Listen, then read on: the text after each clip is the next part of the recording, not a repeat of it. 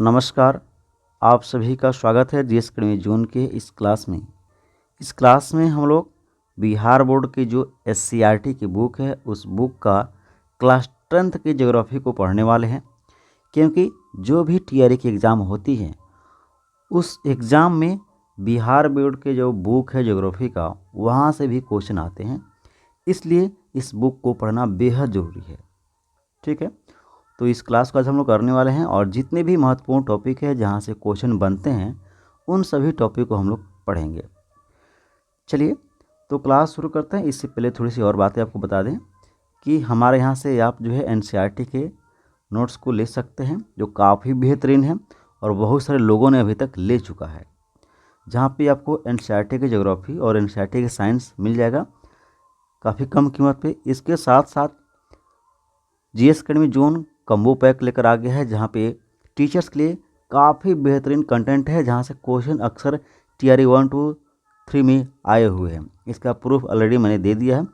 तो हर एक सब्जेक्ट का आपको नोट्स मिल जाएगा काफ़ी कम कीमत में, और कम्बो पैक में तो बहुत कम कीमत में मिल जाता है। और इस नोट्स को पढ़ के आप बिल्कुल जो है टीआरई 4 को क्लियर कर सकते हैं। चलिए अब हम इस क्लास को शुरू करते हैं। और हाँ, वीडियो के डिस्क्रिप्शन में टेलीग्राम का लिंक दिया गया है, उसे ज्वाइन जरूर कर लीजिएगा। चलिए अब हम क्लास को शुरू करते हैं। और ये जो चैप्टर है बिहार बोर्ड का, तो हम चैप्टर वाइज इसमें नहीं पढ़ेंगे, टॉपिक वाइज पढ़ेंगे, क्योंकि टॉपिक से ही क्वेश्चन बनता है यहाँ पे। ठीक ना, कुछ कुछ ऐसे भी चैप्टर है जहाँ से एक भी क्वेश्चन नहीं आता है, तो फिर बिना मेहनत बिना मतलब कि फ़ायदे का मेहनत करना उचित नहीं है। ठीक है, चलिए अब देखिए, एक जिमरमैन है, इनका जो है एक कथन है। इन्होंने कहा था कि संसाधन होते नहीं हैं बल्कि संसाधन बनते हैं। ठीक है, इस कथन को याद रखना है आपको। राजनीतिक सीमा की बात की जाए तो राजनीतिक सीमा होता कितना है, तो देश का जो समुद्री तट होता है, किसी भी देश के समुद्री तट से 200 किलोमीटर दूर की जो दूरी होती है, इसी को राजनीतिक सीमा या अपवर्जक या आर्थिक क्षेत्र कहा जाता है। ठीक है, और भारत का जो आर्थिक क्षेत्र है, आर्थिक अपवर्जक क्षेत्र, यहाँ पे किसकी खनन होता है? मैग्नीज की खनन होता है। गुजरात के भुज में सौर ऊर्जा का बड़ा उपक्रम है। कहाँ पे? तो गुजरात के भुज में सौर ऊर्जा का बड़ा उपक्रम है, इसको भी ध्यान रखिएगा। बिहार चूना पत्थर और पाइराइट में धनी है। ये क्वेश्चन तो बन चुका है एग्जाम में, टीआरई 3rd में और टीआरई 2 में ये क्वेश्चन आ चुका है, जो है पाइराइट कहाँ पाया जाता है। ठीक है, तो ध्यान रखिएगा, बिहार चूना पत्थर और पाइराइट में धनी है। मेधा पाटकर जो है नर्मदा बचाओ अभियान से जुड़ी हुई थी, और सुंदरलाल बहुगुणा चिपको आंदोलन से। ये टीआरई 1 का प्रश्न है।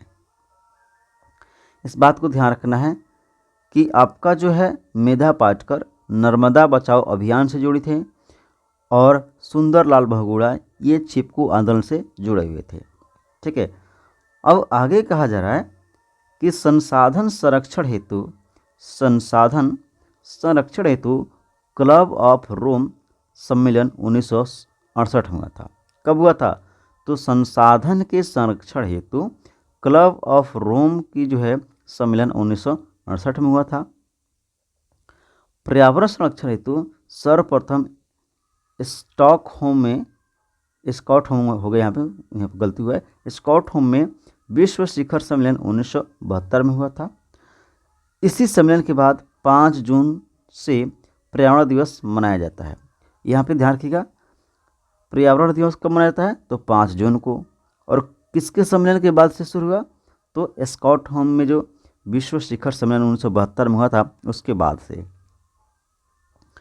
अब बात करते हैं रियो डी जेनेरियो सम्मेलन के बारे में। देखिए, रियो डी जेनेरियो ये ब्राज़ील में हुआ था, और 1992 में ये पहला पृथ्वी सम्मेलन था। ठीक है, पहला पृथ्वी सम्मेलन कब हुआ था? तो पहला पृथ्वी सम्मेलन हुआ था 1992 में, और ये ब्राज़ील के रियो डी जेनेरियो में हुआ था। ठीक है, न्यूयॉर्क में द्वितीय पृथ्वी सम्मेलन हुआ था। कब? 1997 में, और ये 23 से 27 जून के बीच में हुआ था। यानी ध्यान रखिएगा, हर 5 साल के बाद ये होता था। फिर जोहान्सबर्ग में तृतीय पृथ्वी सम्मेलन होता है 2002 में, और ये 26 अगस्त से लेकर 4 सितंबर के बीच में हुआ था। अब ये जो पृथ्वी सम्मेलन हुआ था या रियो डी जेनेरियो में जो हुआ था प्रथम पृथ्वी सम्मेलन, इसके बारे में और बातें ध्यान रखिएगा। तो 1992 में रियो डी जेनेरियो में जो प्रथम पृथ्वी सम्मेलन हुआ था ये 3 से 14 जून के बीच में हुआ था, जिसमें 178 प्रतिनिधि भाग लिए थे। और विषय था क्या? तो विषय था ग्लोबल वार्मिंग, वन संरक्षण, जैव विविधता और कार्यक्रम 21 यानी एजेंडा 21 यहाँ पे पास हुआ था। ये जो है इसको आप ध्यान रखिएगा। विषय पूछ सकता है कि प्रथम पृथ्वी सम्मेलन का विषय क्या था, तो ग्लोबल वार्मिंग विषय था, वन संरक्षण था और जैव विविधता था।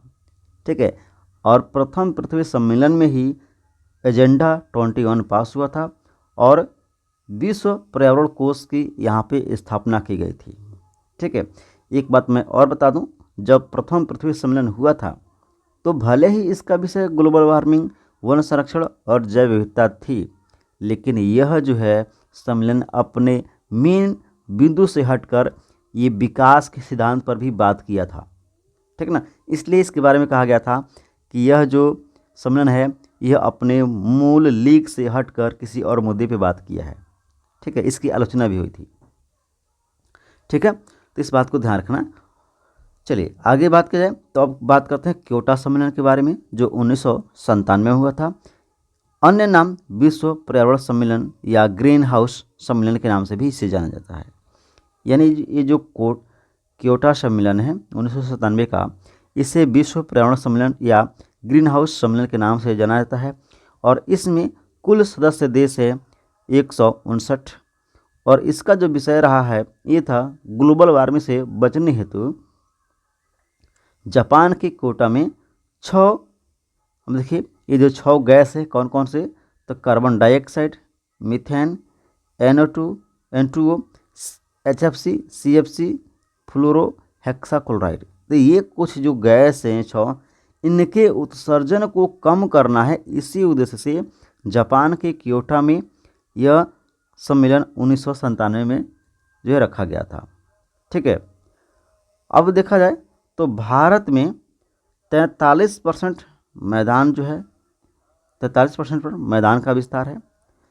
कहने का मतलब कि भारत की जो संपूर्ण भूमि है 32.8 लाख वर्ग किलोमीटर, इसका 43% क्षेत्र पर मैदान का विस्तार है, 30% पे पर्वतीय क्षेत्र है और 27% पे पठार है। विश्व के कुल जल का 95.6% महासागरों में और 2.5% अलवड़ीय जल जो है उपलब्ध है। अधिकांश जल दक्षिणी गोलार्ध में स्थित है, इसलिए दक्षिणी गोलार्ध को जल गोलार्ध के नाम से जाना जाता है। मोस्ट VVI लाइन है, कभी भी आंसर बन सकता है कि जल गोलार्ध के नाम से जाना जाता है। ठीक है, उत्तरी गोलार्ध को स्थल गोलार्ध के नाम से जाना जाता है। दोनों बातें ध्यान रखना, दक्षिणी गोलार्ध में चूँकि ज़्यादा जल की मात्रा है तो यहाँ पे जल गोलार्ध कहा जाता है इसे, उत्तरी गोलार्ध को स्थल गोलार्ध कहा जाता है। अलवड़ जल का 95% जो हिस्सा है यह अंटार्कटिका, ग्रीनलैंड और पर्वतीय क्षेत्र में ये पाए जाते हैं बर्फ़ की चादर के रूप में। सर्वाधिक जल भंडारण क्षमता गंगा द्रोणी के पास है। जो गंगा द्रोणी है इसके पास सर्वाधिक जल भंडारण की क्षमता है। भंडारण की क्षमता के हिसाब से प्रथम स्थान पर तापी नदी है। अगर भंडारण की क्षमता के हिसाब से देखा जाए तो प्रथम स्थान पर कौन हो जाएगा, तापी नदी हो जाएगा। इसके अलावा यह भंडारण करने की क्षमता 97% है। यानी ये जो ताप्ती नदी है इसका भंडारण करने की क्षमता कितना है, तो 97% है। आगे देखा जाए तो यहाँ पे कहा जा रहा है कि प्राणियों में 65% तथा पौधे में 65 से 99% जल का अंश होता है। यानी जो प्राणी है, हम जीव जंतु है, इनमें तो 65% जो है जल की मात्रा देखने को मिलता है, जबकि पौधे में ये 65 से 99% तक हो सकते हैं। अब यहाँ पे जवाहरलाल नेहरू का कथन दिया गया है कि उन्होंने कहा था कि जो परियोजनाएं होती हैं उन परियोजनाओं के बारे में कहा था कि जवाहरलाल नेहरू ने परियोजना को आधुनिक भारत का मंदिर कहा था। ये भी लाइन आपका टीआरई का पार्ट बन चुका है। ठीक है, बहुउद्देशीय परियोजना के विपरीत प्रभाव क्या क्या हो सकते हैं। देखिए, कोई भी काम किया जाता है तो उसका पॉजिटिव और नेगेटिव इफेक्ट पड़ता है। तो ये जो बहुउद्देशीय परियोजना होती हैं इसका भी कुछ विपरीत प्रभाव पड़ता है, जैसे कि भूकंप, बाढ़, जल प्रदूषण, जल जमाव, बीमारी, कीटाणु संक्रमण, ये सभी इसके कुछ विपरीत प्रभाव है। स्वीडन के कुछ विशेषज्ञ ने जो है फॉल्कन फार्म मार्क के अनुसार, ये फॉल्कन मार्क है, ये स्वीडन के विशेषज्ञ हैं, और इनके अनुसार प्रत्येक व्यक्ति को प्रतिदिन 1000 घन मीटर जल की आवश्यकता होती है। कितने जल की आवश्यकता होती है? तो 1000 घन मीटर। वर्तमान में भारत की कुल विद्युत का 22% जो है विद्युत जल से प्राप्त होता है।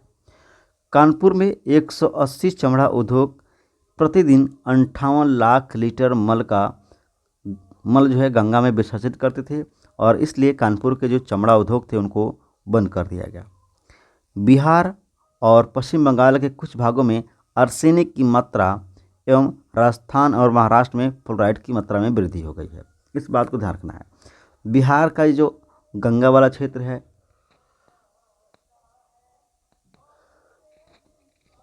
और इसके अलावा ये जो राजस्थान है, ठीक है, तो बिहार, पश्चिम बंगाल और राजस्थान महाराष्ट्र में, चूँकि राजस्थान महाराष्ट्र में तो फ्लोराइड की मात्रा बढ़ गई है, और बिहार और पश्चिम बंगाल में आर्सेनिक की मात्रा बढ़ गई है।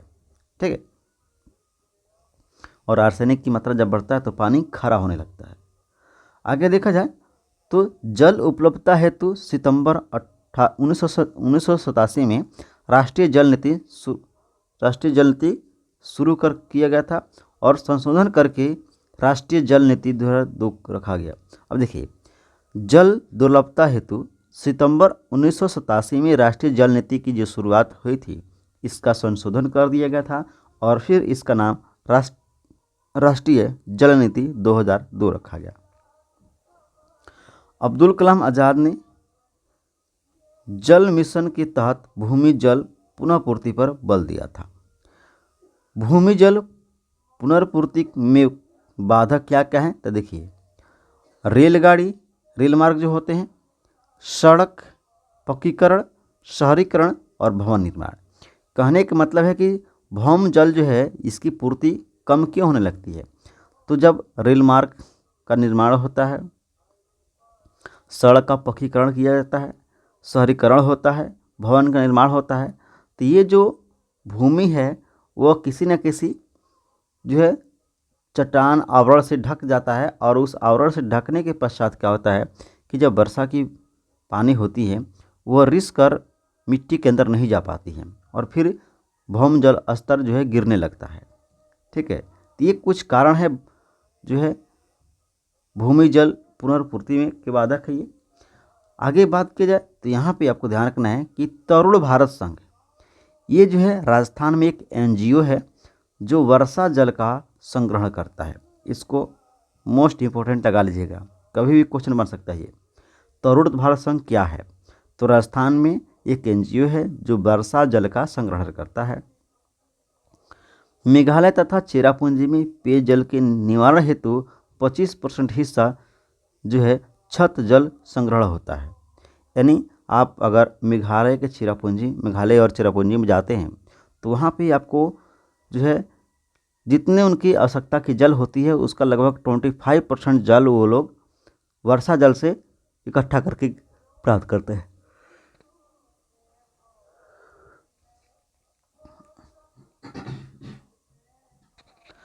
आगे देखा जाए तो इंदिरा गांधी नहर से राजस्थान को 12मासी पेयजल प्राप्त होता है, और इस बात को भी ध्यान रखिएगा कि टीआरई 2 में ये भी पार्ट बन चुका है।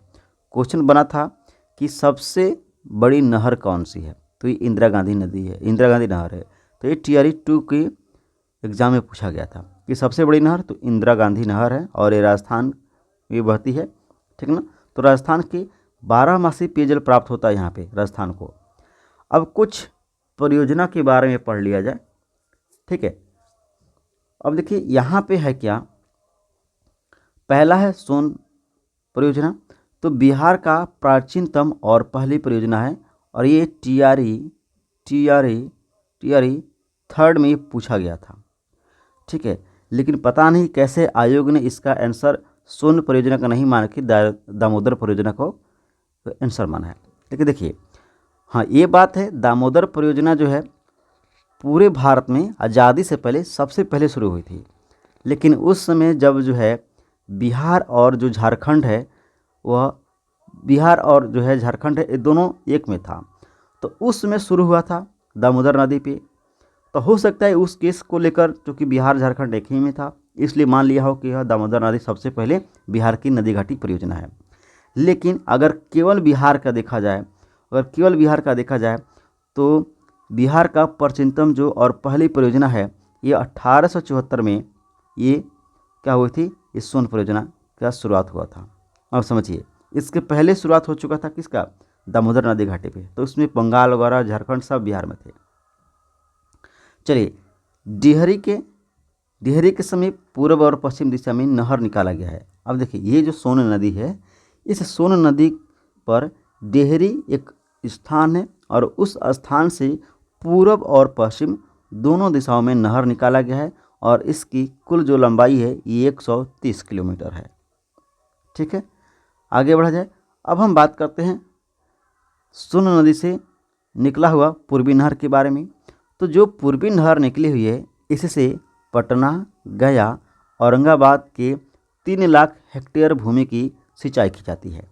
वहीं पश्चिमी नहर के बारे में देखा जाए, तो पश्चिमी नहर से 3 शाखा में इसका निर्माण हुआ है। पश्चिमी नहर से 3 शाखा निकली हुई है। कौन कौन से, तो पहली शाखा जो है ये भोजपुर जाती है, दूसरी शाखा बक्सर जाती है और तीसरी जो शाखा है ये चौसा जाता है। यहाँ से भी क्वेश्चन बन चुका है।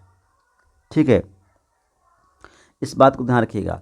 इस बात को ध्यान रखना है कि सोन जो नदी घाटी परियोजना है, इस परियोजना के तहत डिहरी के पास 2 नहर सोन नदी से निकाली गई हैं, एक पश्चिम की तरफ, एक पूर्व की तरफ।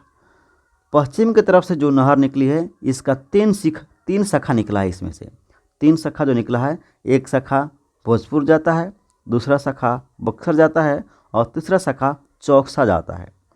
अब हम बात करते हैं 1968 में इस परियोजना के डेहरी से 10 किलोमीटर दूर इंद्रपुरी में बांध बनाकर बहुउद्देशीय परियोजना प्रारंभ हुआ और आज यह क्षेत्र बिहार का चावल का कटोरा कहा जाता है। ठीक है, चलिए, ये कहाँ पे हुआ था, तो इंद्रपुरी में बांध बनाकर ऐसा किया गया है। अब यहाँ पे ध्यान रखिएगा, पश्चिम नहर पर डिहरी के समीप 6.6 मेगावाट का शक्ति गृह स्थापित हुआ है। यानी सोन नदी के डिहरी पर जो बांध बना है, उस नहर पर डिहरी के समीप 6.6 मेगावाट का जो है बिजली उत्पादन किया जा रहा है। जबकि पूर्वी नहर शाखा पर बारूड नामक स्थान पर शक्ति गृह लगाया गया है, यानी वहाँ पर भी बिजली का उत्पादन किया जा रहा है। अब सोन की सहायक नदी रिहंद के बारे में देखा जाए, तो रिहंद के जल का प्रयोग यूपी सरकार करती है। जो उत्तर प्रदेश सरकार है, यह सोन की सहायक नदी यानी रिहंद का वो जल का प्रयोग करती है। बिहार विभाजन के पूर्व इंद्रपुरी जलाशय योजना जो है कदवन जलाशय के नाम से जाना जाता था। यानी बिहार जब विभाजित नहीं हुआ था, तो उसके पहले इंद्रपुरी को कंदवन जलाशय के नाम से हम लोग जानते थे। इंद्रपुरी जलाशय जो है यूपी, बिहार, झारखंड की ये सम्मिलित परियोजना है और ये मोस्ट इम्पोर्टेंट है। यहाँ से क्वेश्चन टीआरई के पार्ट बन चुका है। ठीक है, चलिए आगे बात करते हैं। तो देखिए, वन विस्तार के हिसाब से भारत विश्व में 10वां स्थान पर है।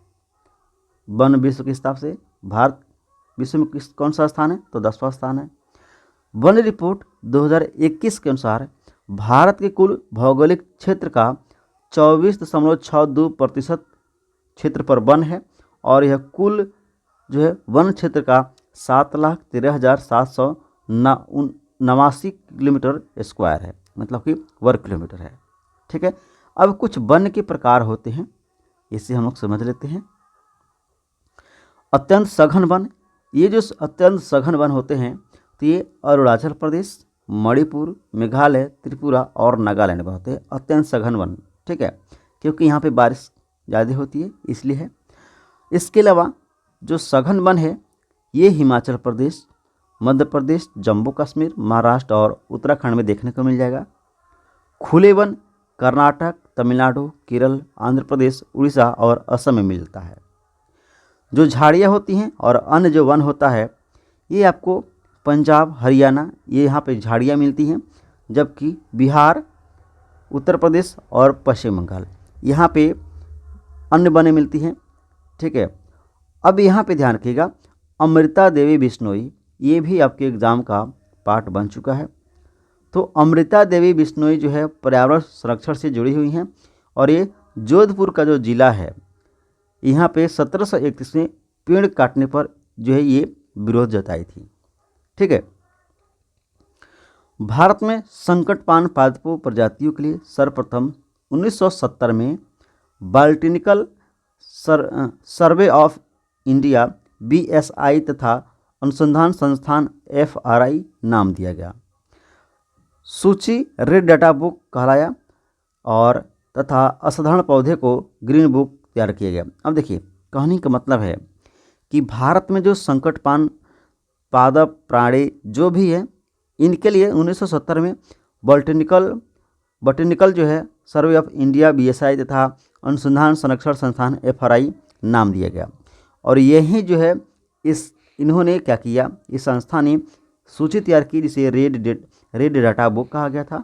और इस रेड डाटा बुक में असाधारण पौधे को उसमें डाला जाता है और ग्रीन बुक तैयार किया गया था। आगे बात करते हैं तो बिहार के बेगूसराय का कांवर झील ये आपका इम्पोर्टेंट बन चुका है। ठीक ना, ये भी आपका पार्ट बन चुका है, क्वेश्चन आ चुका है यहाँ से। तो बिहार में बेगूसराय का कांवर झील और कुकेश्वर बिहार क्षेत्र का अभयारण्य है। ठीक ना, इन दोनों को आप याद रखिएगा। बिहार का बेगूसराय जहाँ पे कांवर झील है और कुकेश्वर में ये भी जो है बिहार क्षेत्र का एक अभयारण्य है। मध्य प्रदेश के मुरैना में घड़ियाल प्रजनन केंद्र स्थापित किया गया। ये तो आपका TRE 3 में पूछा गया था, TRE 3 का ये पूछा गया है घड़ियाल प्रजनन केंद्र कहाँ पे है। तो मध्य प्रदेश के मुरैना में घड़ियाल प्रजनन केंद्र स्थापित किया गया है। ठीक है, उड़ीसा में नंदाकानन में उजले बाघ का प्रजनन केंद्र स्थापित किया गया है। ध्यान रखिएगा उड़ीसा के नंदकानन में उजले बाघ का प्रजनन केंद्र स्थापित किया गया है।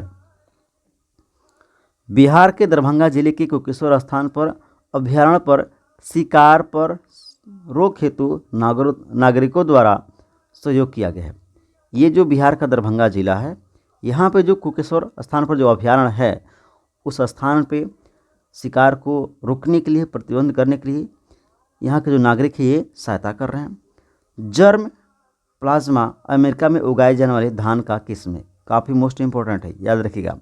जर्म प्लाज्मा क्या है, तो अमेरिका में उगाए जाने वाले धान का एक किस्म है जो भारत के बासमती जर्म प्लाज्मा के समान ही है। भारत में जो बासमती धान होती है इसके जर्म प्लाज्मा के अनुसार ही, इसी के जैसा ही जर्म प्लाज्मा अमेरिका में जो है धान की खेती होती है। यह एक उसका जो है धान का एक प्रकार है। अफ्रीका में पाए जाने वाला पौधा पंटडिपोल्ड्रा ब्रांजियम बेंजीन में पाए जाने वाले प्रोटीन चीनी से 2000 गुना अधिक मीठा है। अब देखिए ये जो अफ्रीका है तो अफ्रीका में एक पौधा पाया जाता है और ये पौधा का नाम है पंटडिप्लंड्रा। तो पंटडिप्लंड्रा जो है, तो ये जो पंटडिप्लंड्रा ब्रांजियम बेंजीन है इसमें चीनी शुगर की मात्रा इतनी ज़्यादा होती है कि यह सामान्य चीनी से 2000 गुना ज़्यादा मीठा होता है। ठीक है, अब देखिए अब आगे बढ़ा जाए तो नॉर्मन मायर्स ने हॉट स्पॉट की पहचान की थी 1988 में। कब की थी? 1988 में। किसने की थी? नॉर्मन मायर्स ने। अब चावल, गन्ना, जूट, नींबू, केला, ज्वार, बाजरा का उत्पत्ति भारत में हुआ है। समुद्र जैव विविधता वाला क्षेत्र पश्चिमी घाट, पूर्वी घाट, इसको ध्यान रखिएगा। इसके अलावा बात की जाए तो भारत में पहली बार पेट्रोलियम की जो खोज है ये 1866 में ऊपरी असम घाटी में खोजा गया था। कब खोजा गया था? तो 1866 में भारत में पहली बार पेट्रोलियम की खोज हुई थी असम में। ठीक है। और 1890 में असम के डिगबोई में तेल मिला था। 1890 में असम के डिगबोई में तेल मिला था और 1959 में खंबात के तेल क्षेत्र की खोज हुई थी। ठीक है। अब देखिए 1975 में बम्बई हाई का पता चला था और मुंबई से यह 176 किलोमीटर दूर उत्तर पश्चिम दिशा में ये अरब सागर में स्थित है मुंबई हाई। इतना पॉइंट जो बताया इसको आप ध्यान रखिएगा, यहाँ से क्वेश्चन पूछता है और अक्सर असम का डिगबोई तो कई बार टीआरई का भी पार्ट बन चुका है। अब बात करते हैं 1901 में। देखिए 1901 में पहला तेल शोधक कारखाना असम के डिगबोई में लगाया गया था और 1954 में मुंबई में दूसरा तेल शोधक कारखाना स्थापित किया गया था। यानी पहला तेल शोधक कारखाना कब? तो ये हुआ था 1901 में। कहाँ पे? तो असम के डिगबोई में। दूसरा तेल शोधक कारखाना 1954 में मुंबई में लगाया गया था। 1897 में दार्जिलिंग में पहला जल विद्युत संयंत्र स्थापित हुआ था। भारत में 1955 में प्रथम आणविक रिएक्टर मुंबई के निकट तारापुर में स्थापित हुई थी। इस तारापुर को याद रखिएगा। ये 1955 में भारत का पहला आणविक रिएक्टर ये लगाया गया था मुंबई के तारापुर में।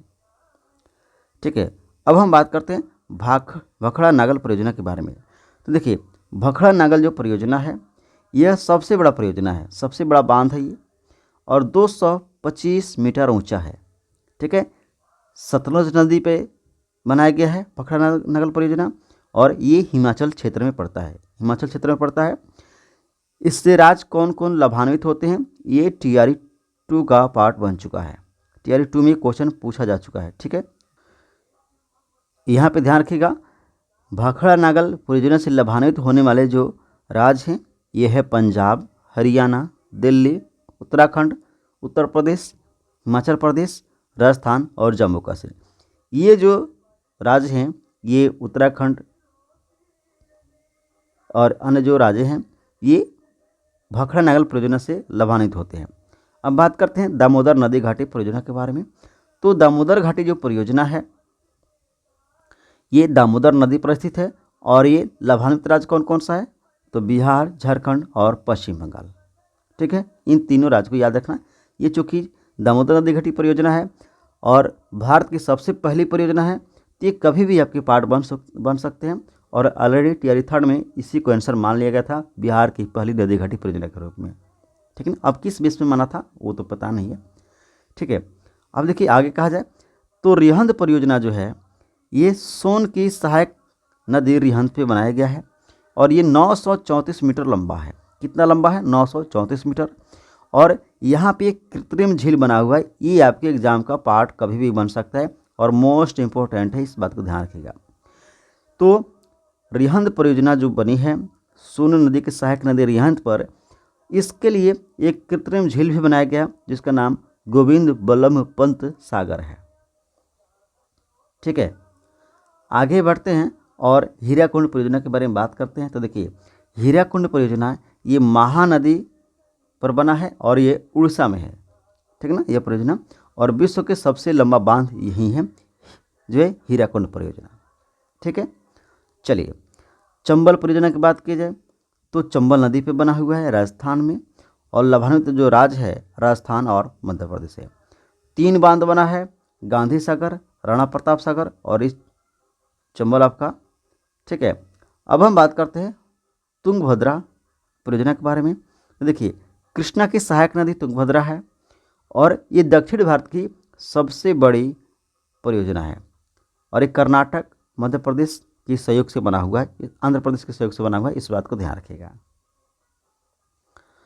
शरावती नदी परियोजना ये कर्नाटक के शरावती नदी पर जोग प्रपात के पास बना हुआ है। यानी कर्नाटक का जो शरावती नदी है इसी शरावती नदी पर जोग जलप्रपात है और इसी के पास जो है शरावती नदी परियोजना को स्थापित किया गया है। और लाभान्वित जो राज्य है कर्नाटक, केरल, आंध्र प्रदेश, तमिलनाडु और महाराष्ट्र, इतने राज्य इस परियोजना से लाभ उठा रहे हैं।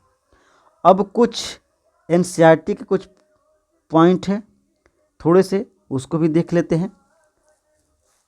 ठीक है, अब देखिए यहाँ पे बताया गया है दो देशों की दो देशांतर रेखाओं के बीच की जो दूरी है उसे गौर कहते हैं, इसे ध्यान रखिएगा। कुल देशांतर की संख्या कितनी है, तो 360 है।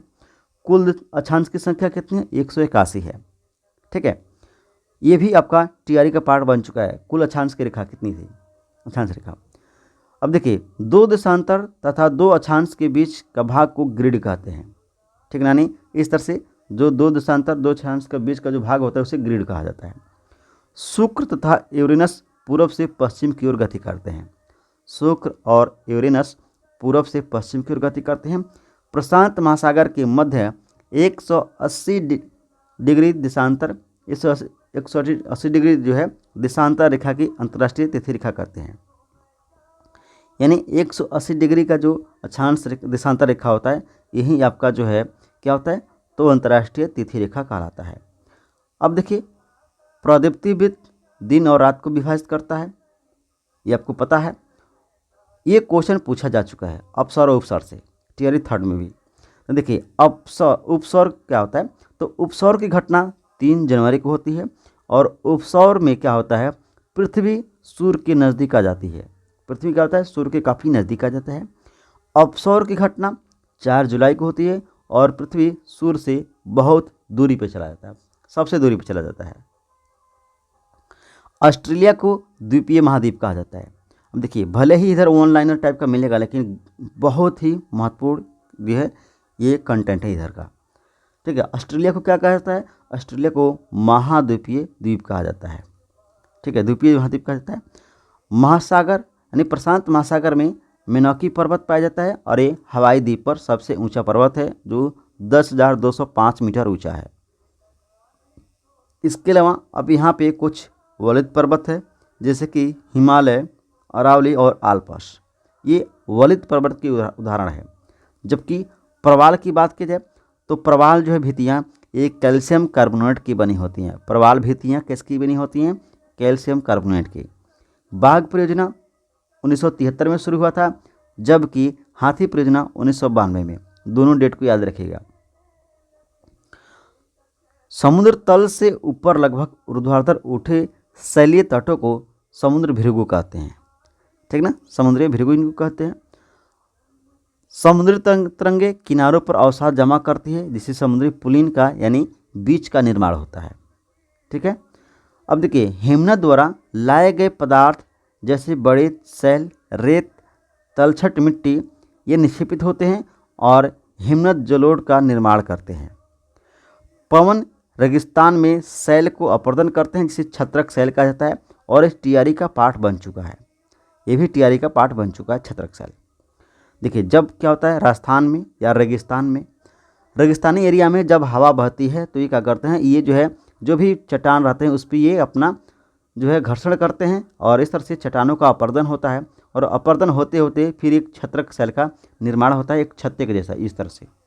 ठीक है, चलिए अब देखा जाए तो बालू का टीबा होता है। ये जो छत्रक शैल है एक बालू का टीबा है और लोयस का निर्माण करता है। क्षोभ मंडल को संवहन मंडल, परिवर्तन मंडल और विक्षोभ मंडल के नाम से भी जाना जाता है। ठीक है, इसको ध्यान रखिएगा। क्षोभ मंडल को संवहन मंडल, परिवर्तन मंडल और विक्षोभ मंडल भी कहा जाता है। आगे बढ़ा जाए, क्षोभ मंडल में प्रति 1000 मीटर पर 6.5 डिग्री सेल्सियस तथा प्रति 165 मीटर ऊंचाई पर 1 डिग्री सेल्सियस तापमान घटता है। ठीक ना, अब देखिए वायुमंडल का 75% जो हिस्सा है वो गैसीय द्रव्यमान क्षोभमंडल में उपस्थित है। यानी वायुमंडल का 75% गैसीय जो द्रव्यमान है वो कहाँ पर है, क्षोभमंडल में पाया जाता है। मध्य मंडल में भी ऊंचाई के साथ तापमान गिरता है। आयन मंडल को वायुमंडल या तापमंडल भी कहा जाता है। आयन मंडल को जो है वायुमंडल या तापमंडल भी कहा जाता है। इसमें ऊंचाई बढ़ने के साथ ताप बढ़ता है। यानी आयन मंडल में जैसे जैसे हम लोग ऊंचाई पर जाएंगे वैसे वैसे इसका तापमान बढ़ता जाएगा। बहिर्मंडल में हाइड्रोजन और हीलियम पाया जाता है। ये जो बहिर्मंडल है इसमें हाइड्रोजन और हीलियम आपको मिलेगा। आतपन होता क्या है, तो पृथ्वी सूर्य की ऊर्जा को जब रोक लेती है तो इसी को आतपन कहा जाता है। ब्राज़ील के उष्णकटिबंधीय सदाबहार वन को पृथ्वी का फेफड़ा कहा जाता है। जो अमेजन जंगल है इसी को पृथ्वी का फेफड़ा कहा जाता है और ये ब्राज़ील में है।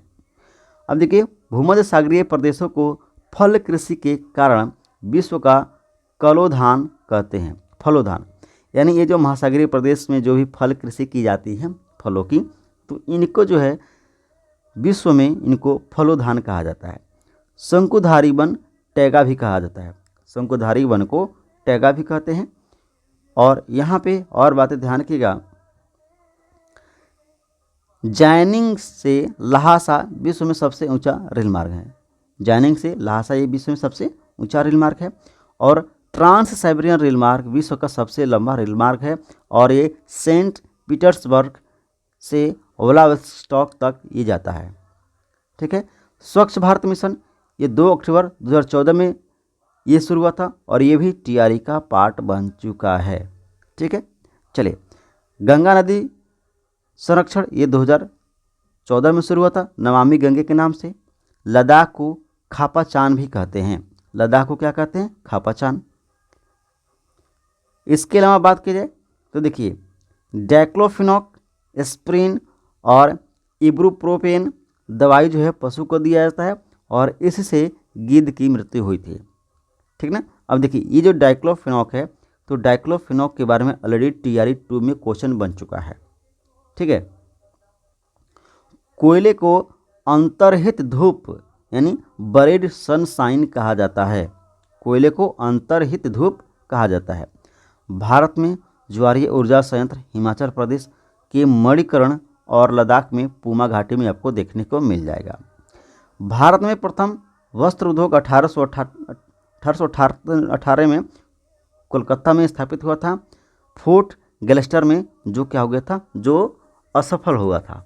ठीक ना। तब भारत में पहला जो वस्त्र उद्योग था ये 1818 में स्थापित किया गया था कलकत्ता में, जबकि ये फेल हो गया था, असफल हो गया था। जबकि 1854 में पहला सूती सफल मिल की स्थापना हुई थी और ये जो है कावासाकी डावर जी के द्वारा स्थापित हुआ था। देखिए, आ भी गया। कहा जाए कि पहली सफल वस्त्र मिल जो है मुंबई में 1854 में स्थापित की गई थी और कावासाकी डावर के द्वारा स्थापित किया गया था। अब मृदा के कुछ संस्तर के बारे में बात कर लेते हैं। तो देखिए, सबसे पहले आता है ओ संस्तर। ठीक है ना। तो ओ संस्तर में ये ऊपरी खंड जो है होता है और पेड़ पौधे की वृद्धि के लिए ये अनिवार्य है। खनिज पदार्थ, पोषक तत्व, जल संयोजन की पर्याप्त मात्रा यहाँ पे आपको देखने को मिल जाएगी। ये संस्तर में कुछ जैव पदार्थ होते हैं, यद्यपि खनिज पदार्थ का अपक्षय नजर आता है। मतलब कुछ जैव पदार्थ तो देखने को मिलते हैं लेकिन यहाँ पे खनिज पदार्थ का अपक्षय यहाँ पे नजर आएगा आपको। ये संस्तर यहाँ पे क्ले, आयरन, एल्युमिनियम ऑक्साइड इसका निक्षारण होता है और क्वार्टेज, रेत, सिल्ट कणों की यहाँ पे सांद्रता होती है।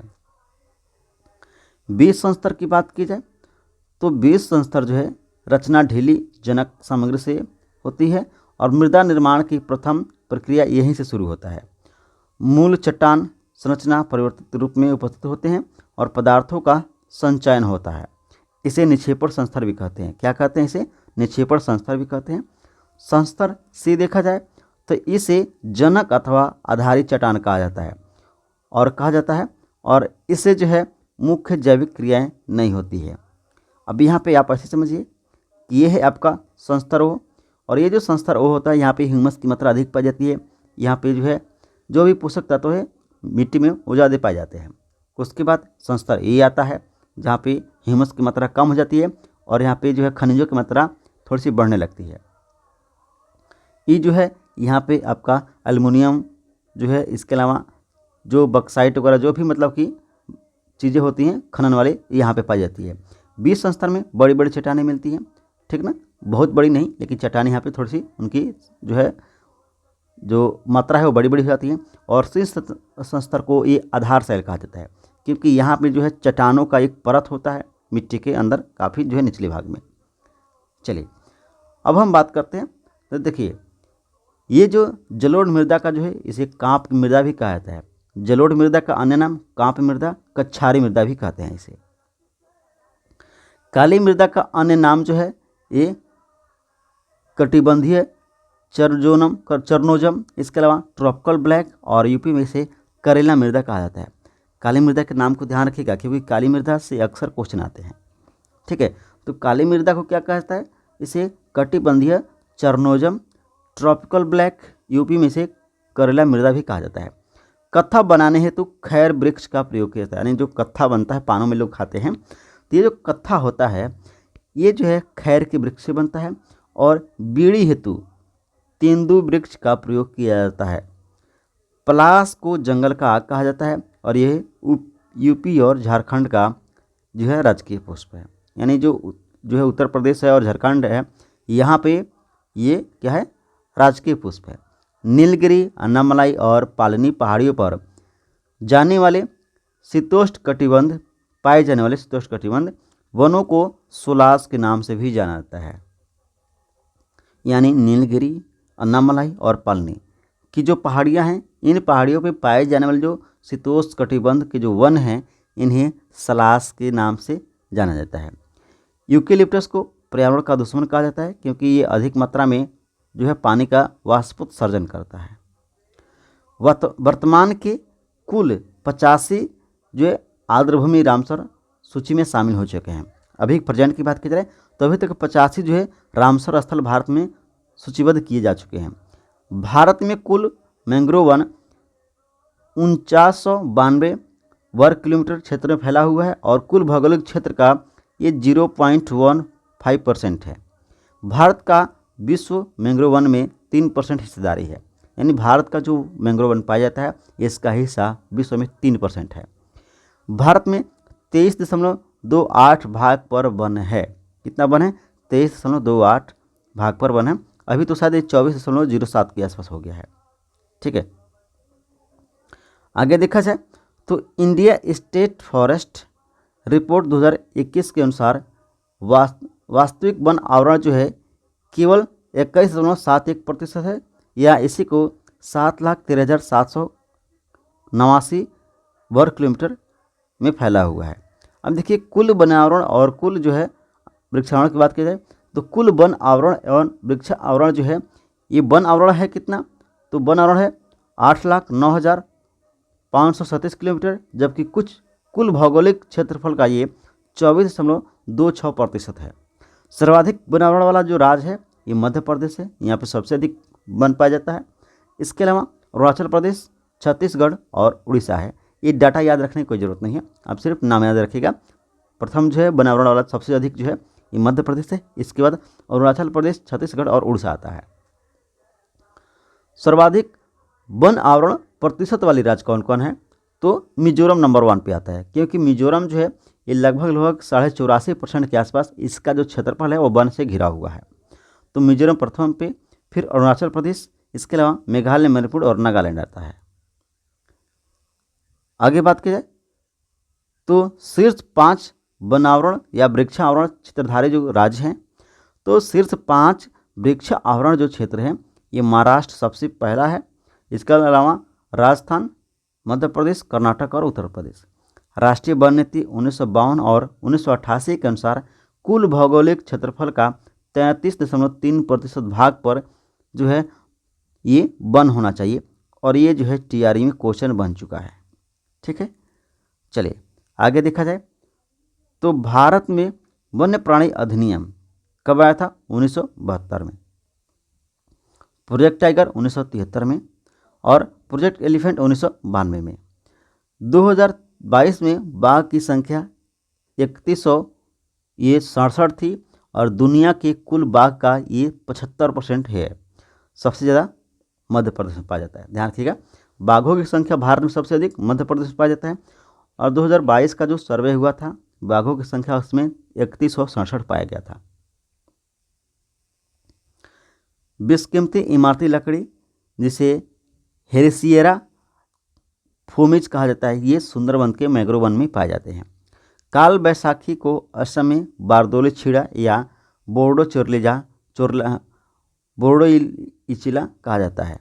इस बात को ध्यान रखना। अब नदी तंत्र कुछ दिया गया है, इसमें सिंधु नदी तंत्र के बारे में बात करी जाए तो देखिए, सिंधु नदी तंत्र का जो उद्गम है ये तिब्बत के निकट कैलाश पर्वत के श्रेणी से बोखरचू के हिमनद से हुआ है और तिब्बत में इसे सिंगी खम्बाम के नाम से अथवा शेरमुख के नाम से जाना जाता है। इसको ध्यान रखिएगा, जो सिंधु नदी है यह तिब्बत के निकट कैलाश पर्वत पड़ता है और उसकी जो एक श्रेणी है बोखरचू, तो इस हिमनद से ये निकलती है और इसी को सिंधु नदी को तिब्बत में सिंगी खम्बाम या शेरमुख कहते हैं। हिमालय का ये सबसे पश्चिमी नदी है, हिमालय का सबसे पश्चिम की नदी है। इसकी कुल लंबाई 2828 किलोमीटर है और भारत में सिर्फ ये 1114 किलोमीटर बहती है। दाहिने तट की कुछ इसकी सहायक नदियाँ हैं और ये सहायक नदी है कौन सा, तो श्योक, गिलगित, हुंजा, नुब्रा और शिगार। ये श्योक अभी TRE 3 में पूछा गया था, ये श्योक अभी TRE 3 में पूछा गया है।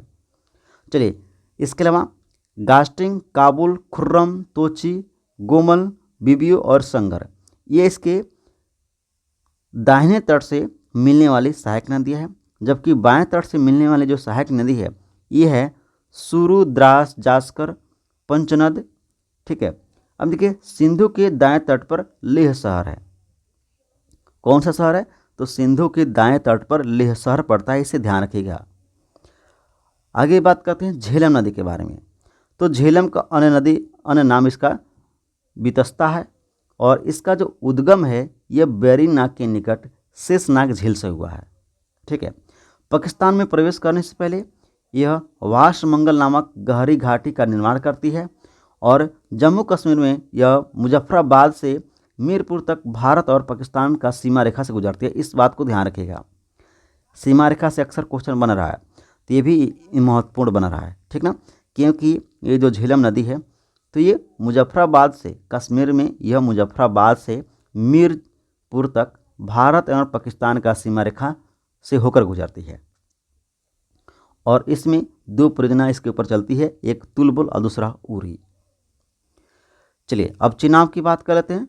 तो चिनाब नदी घाटी ये तो पूछा जा चुका है, TRE 2 में क्वेश्चन आया था, यहाँ से TRE 2 में क्वेश्चन आया था चिनाब से कि सबसे ऊंची नदी घाटी, सबसे ऊंची जो है आपका पुल कहाँ पे बनाया गया है।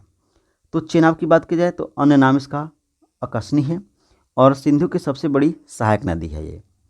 उद्गम की बात की जाए तो बारलाचला दर्रे से निकट जो है निकलने वाली जो चंद्रा और भागा से मिलने वाली से इसका निर्माण होता है। कहने का मतलब ये है कि ये जो चिनाब नदी है तो चिनाब नदी का जो उद्गम है ये बारलाचला दर्रे से दो नदियाँ निकलती हैं, एक चंद्रा और भागा, और यही जो दोनों धारा है एक साथ जब मिलती हैं तब चंद्रभागा यानी चिनाब का निर्माण करती हैं। और ये हिमालय में ये चंद्रभागा कहा जाता है, हिमाचल में, हिमालय नहीं हिमाचल में इस चिनाब को चंद्रभागा कहा जाता है क्योंकि ये चंद्रा और भागा दोनों नदियों के सम्मिलन से बनी हुई है। आगे बात करते हैं इसकी परियोजना के बारे में। तो देखिए इस नदी पर कुछ परियोजना है जैसे सलाल, बगलीहाल, दुल्हस्ती और रतले।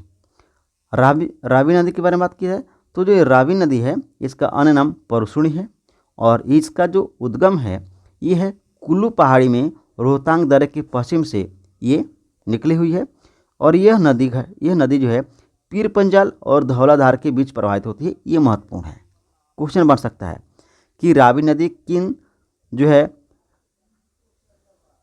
है पर्वत श्रृंखला के बीच से होकर बहती है, तो पीर पंजाल और धौलाधार।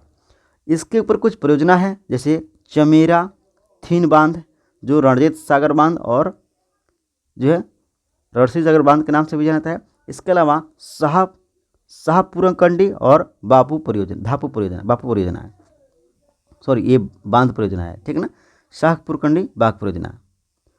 आगे बात कीजिए ब्यास के बारे में। तो देखिए ब्यास जो नदी है इसका अन्य नाम बिपाशा है और इसका जो उद्गम है ये रोहतांग दर्रे के निकट ब्यास कुंड से होता है। कहाँ से होता है, तो रोहतांग जो दर्रा है इसके निकट एक ब्यास कुंड झील है और इसी ब्यास कुंड से बिपाशा निकलती है जिसी को ब्यास कहा जाता है और यह हिमाचल प्रदेश के कुल्लू घाटी से होकर गुजरती है जो महत्वपूर्ण है, इस बात को ध्यान रखिएगा। और लार्गी के महाखंड का निर्माण करती है। हरिके नामक स्थान पर सतलुज में ही मिल जाती है। कहाँ पे सतलुज में मिलती है? तो हरिके नामक स्थान पे। इसके ऊपर कुछ परियोजना है जो महत्वपूर्ण है। परियोजना है कौन? हरिके बैराज। यहीं से इंदिरा गांधी नहर का जो है निर्माण किया गया और ये इंदिरा गांधी नहर यहीं से निकली हुई है और भारत की सबसे बड़ी ये लंबी नहर है और ये टिहरी 2 में पूछा जा चुका है। इस नदी का संपूर्ण प्रवाह कहाँ पे होता है? भारत में होता है। चलिए अब हम बात करते हैं सतलुज नदी के बारे में। अब देखिए ये जो सतलुज नदी है ये इसका अन्य नाम शताद्रु या शतुद्री है। इसका जो उद्गम है ये तिब्बत के निकट राक्षस ताल के झील से ये होती है और जहाँ से इसे लंगचेन खम्बाब के नाम से जाना जाता है। यानी तिब्बत में से क्या कहा जाता है? तो तिब्बत में से लंगचेन खम्बाब के नाम से जाना जाता है और भारत में प्रवेश करने से पहले 400 किलोमीटर सिंधु नदी के समांतर बहती है। इसके ऊपर कुछ परियोजना है और ये परियोजना कौन कौन से है? तो भाखड़ा नागल परियोजना, हरिके बैराज, इंदिरा गांधी नहर, ये कुछ परियोजना इस पर चलता है। और फिरोजपुर से फजलिका पंजाब के बीच भारत पाकिस्तान की सीमा बनाती है। इसको भी याद रखिएगा कि फिरोजपुर से ये फजलिका जो पंजाब है इसके बीच ये भारत और पाकिस्तान की सीमा में ही बहती है और कुल इसकी लंबाई 1450 किलोमीटर है और भारत में 1050 किलोमीटर बहती है। अब देखिए यहाँ पे हम गंगा नदी के बारे में बात करते हैं और जानते हैं गंगा नदी से अक्सर क्वेश्चन आता रहता है। तो देखिए गंगा हरिद्वार में मैदान में प्रवेश करती है। कहाँ पे मैदान में प्रवेश करती है? तो हरिद्वार में गंगा मैदान में प्रवेश करती है। यहाँ पे सबसे हम पहले इस डायग्राम को हम लोग समझ लेते हैं। तो देखिए गंगा नदी का निर्माण दरअसल 2 नदियों के मिलने से हुआ है, भागीरथी और मंदाकिनी। भागीरथी गंगा का मुख्य धारा माना जाता है और दूसरा इसको जो धारा है मंदाकिनी। ठीक है, अब देखिए मंदाकिनी में भी बहुत सारी नदी आकर मिली हुई हैं। माफ़ी चाहूँगा, ये जो गंगा नदी है, गंगा नदी जो है भागीरथी और अलकनंदा का जो है ये है। अब यहाँ पे देखिए, अब यहाँ पे देखा जाए तो ये तो भागीरथी है नदी और इधर से ये अलकनंदा आ रही है। लेकिन आपको ध्यान रखना है कि ये जो अलकनंदा नदी है तो इसमें जो है ये नदी आ रही है ये धौली गंगा और ये धौली गंगा कहाँ पे मिलती है? तो विष्णुप्रयाग में आकर ये अलकनंदा से मिलती है और फिर इसके बाएं तट से आकर मिलती है एक और नदी नंदाकिनी, जो कहाँ पे मिलती है? नंदप्रयाग से। नंदाकिनी नंदप्रयाग पर आके जो है अलकनंदा से मिलती है। दूसरी नदी एक और आती है बाएं तरफ से जिसको कहते हैं पिंडार। तो ये जो पिंडार नदी है ये कर्णप्रयाग में आकर अलकनंदा से मिलती है, जबकि अलकनंदा नदी से दाहिने तट से आकर मिलती है मंदाकिनी। ठीक ना, और ये रुद्रप्रयाग पर आकर मंदाकिनी जो है अलकनंदा से मिल जाती है और फिर जो भागीरथी नदी है और ये जो अलकनंदा है दोनों आकर देवप्रयाग पर मिलते हैं और तब यहाँ पे जाके गंगा का निर्माण होता है। ठीक है, और ध्यान रखिएगा, और ये जब गंगा जो है आगे और बढ़ती है तब हरिद्वार में ये जो है मैदानी भागों में प्रवेश कर जाती है। ठीक है, इस बात को ध्यान रखिएगा कि गंगा का जो मुख्य धारा है वो भागीरथी है और दूसरी जो धारा है वो अलकनंदा है। तो जब भागीरथी और अलकनंदा एक साथ मिलती हैं तब गंगा का निर्माण होता है। आगे कहा जा रहा है कि यह 5 राज्यों से होकर बहती हैं, जिसमें उत्तर प्रदेश, बिहार, उत्तराखंड, झारखंड और पश्चिम बंगाल है और यूपी के 28 राज्यों से होकर बहती है। यूपी के जो 28 राज्य नहीं बल्कि 28 जिले, यूपी के 28 जिले से होकर बहती है। आगे देखा जाए तो आगे कहा जा रहा है शारदा या सरयू हिमालय के मिलाम हिमनस से, जहाँ से इसे गौरी गंगा कहा जाता है, भारत नेपाल की सीमा बनाती है। अभी देखिए शारदा या सरयू, इसी को काली नदी भी कहा जाता है।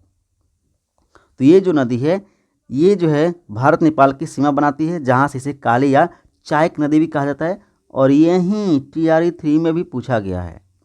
TRE 3 में अभी ये क्वेश्चन बन चुका है। इस बात को ध्यान रखिएगा कि कौन नदी नेपाल और भारत का सीमा बनाती है। और अक्सर कुछ लोग तो मारे थे गंडक, कुछ और मारे थे, लेकिन काली नदी के ऊपर किसी का ध्यान नहीं गया था। ठीक है, अब देखिए कितना क्वेश्चन बिहार के जो है बुक से मिल रहा है। चलिए आगे बढ़ते हैं और ध्यान रखिएगा, इसको सरदा या सरयू नदी को, इसको जो है काली नदी और चाइक भी कहा जाता है। ठीक है, और ये घाघरा में आकर मिल जाती है। अरब सागर की नदियों की बात की जाए तो अरब सागर की नदियाँ जो है ये नर्मदा, तापी, माही, साबरमती, पेरियार, मांडवी और जुआरी हैं, जो पूरब से बहते हुए पश्चिमी अरब सागर में जाके मिल जाती हैं।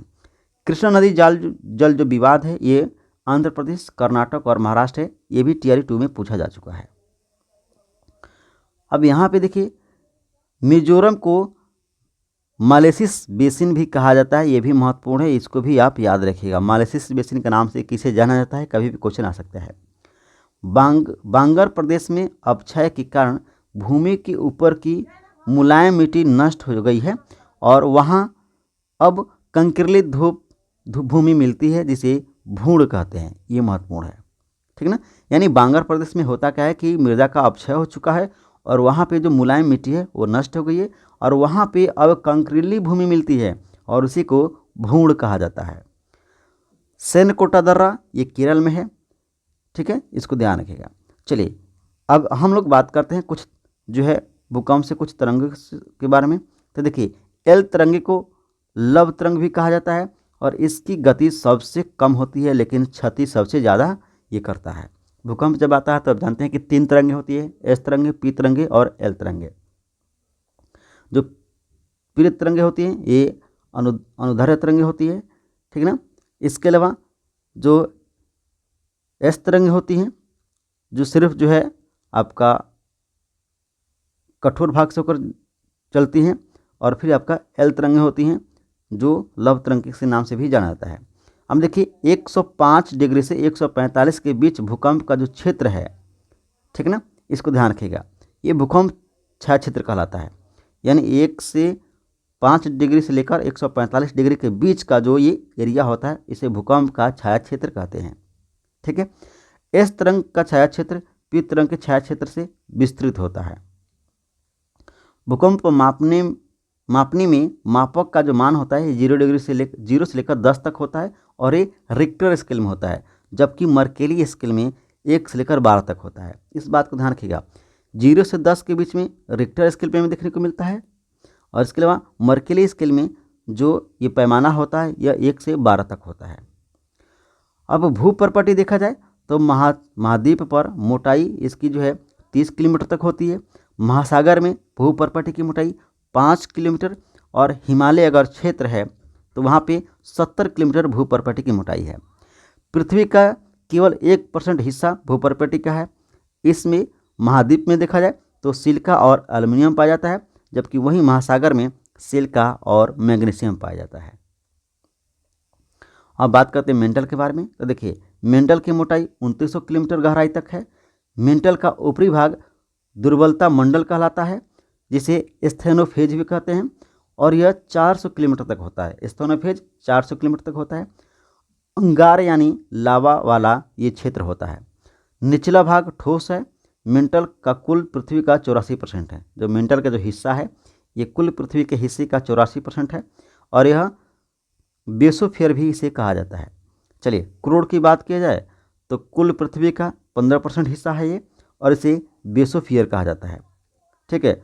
और इसमें निकिल और लोहा पाया जाता है, निकिल और लोहा पाया जाता है। तो ये था कुछ क्लास 10th के बिहार बोर्ड के SCRT ज्योग्राफी से जो काफ़ी महत्वपूर्ण रहा और आपने देखा कि कितने ज़्यादा क्वेश्चन यहाँ से आपके एग्ज़ाम में पूछे गए हैं, ठीक है। आप इसे रिवीजन कर लीजिएगा और जिनको भी नोट्स लेना है आप लोग जो है टेलीग्राम को ज्वाइन कर लीजिए या आप हमें जो है व्हाट्सएप पे मैसेज कर सकते हैं, वहाँ पे आपको नोट्स जो है मिल जाएगा बिल्कुल कम कीमत पे।